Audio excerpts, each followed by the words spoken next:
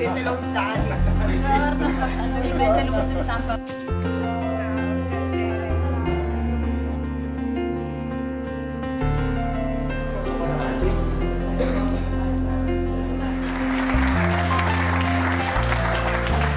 Onorevole Brambilla, qui oggi perché tra 2 giorni verrà pubblicata questa legge, la prima in Italia. Lei si è sempre battuta per gli animali, una cosa che si spera di portare anche nelle altre regioni.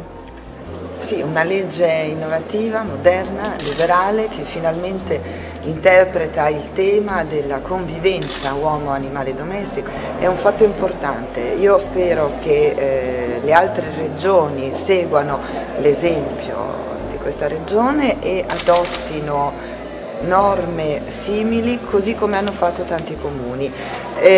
La Federazione Italiana Associazioni Diritti Animali e Ambiente ha già predisposto ordinanze comunali che portano molte delle norme che sono contemplate in questa legge, ma il bello di fare una legge regionale è che sono superati tutti i regolamenti di tutti i sindaci e così si superano anche le discussioni, per cui così sarà anche nella vostra regione.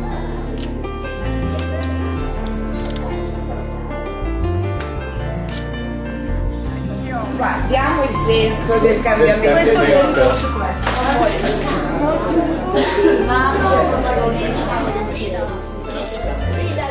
D'ora in avanti chiunque con il proprio cane al guinzaglio potrà andare ovunque, in tutti i luoghi pubblici, luoghi aperti al pubblico, in tutti i negozi, gli esercizi commerciali, perché se il titolare di queste strutture non vorrà acconsentire l'ingresso agli animali dovrà darne comunicazione all'autorità e motivarle, quindi si ribalta la prospettiva. Ora dappertutto si può fare quello che è giusto fare, anche secondo il regolamento di polizia veterinaria, quindi andare col proprio animale a seguito. Se ci saranno dei problemi a questo dovrà essere ufficiale, comunicato e soprattutto motivato.